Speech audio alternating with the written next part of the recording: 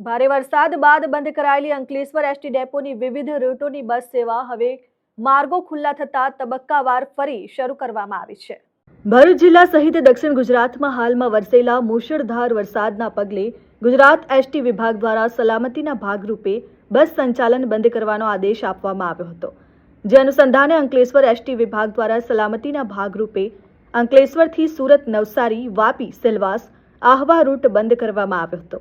તેમજ અંકલેશ્વર ડેડિયાપાડા સેલંબા સાહદા રૂટ જે મોવી ગામ પાસે ડાયવર્ઝનનું ધોવાણ થતાં બંધ કરવામાં આવ્યો હતો તથા અંકલેશ્વર હાંસોટ ઓલપાડ અડાજણ રૂટ પર વડોલી પાસે નદીના પાણી ફરી વળતા બસ સેવા બંધ કરવામાં આવી હતી। જ્યારે અંકલેશ્વર હાંસોટ કંટિયાઝાડ રૂટ પર દંતરાઈ ગામ પાસે વનખાડી પર બનાવેલ ડાયવર્ઝનનું ધોવાણ બસ બંધ કરવામાં આવી હતી।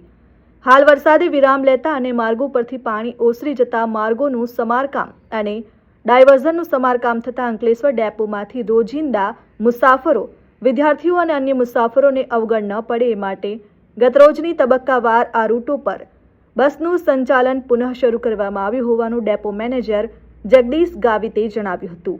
જેબી ગાવિત, ડેપો મેનેજર અંકલેશ્વર।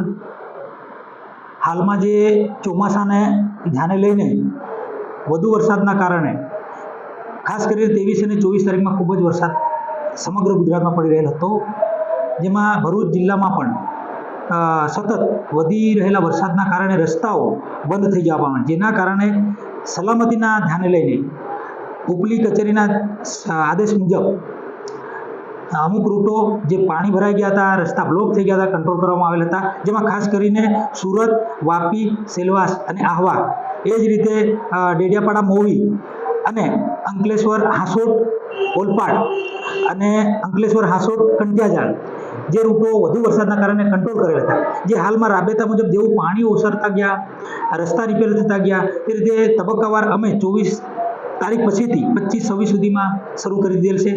અને છેલ્લે જ્યારે અંકલેશ્વર કંટિયાઝાડ, હાંસોટ કંટિયાઝાડ વચ્ચેનું જે ડાયવર્ઝન ધોવાઈ ગયેલું હતું, એ પણ ગઈકાલે રિપેરની કામગીરી પૂર્ણ થતાં અમારી બસો રાબેતા મુજબ સંચાલન શરૂ થઈ ગઈ છે। હાલમાં કોઈ વિદ્યાર્થી ટ્રીપ, મુસાફરો કે કોઈને મુશ્કેલી ન પડે એ રીતનું સંચાલન અમારું રાબેતા મુજબ શરૂ છે। Dharmesh Patel, RN news, Ankleshwar.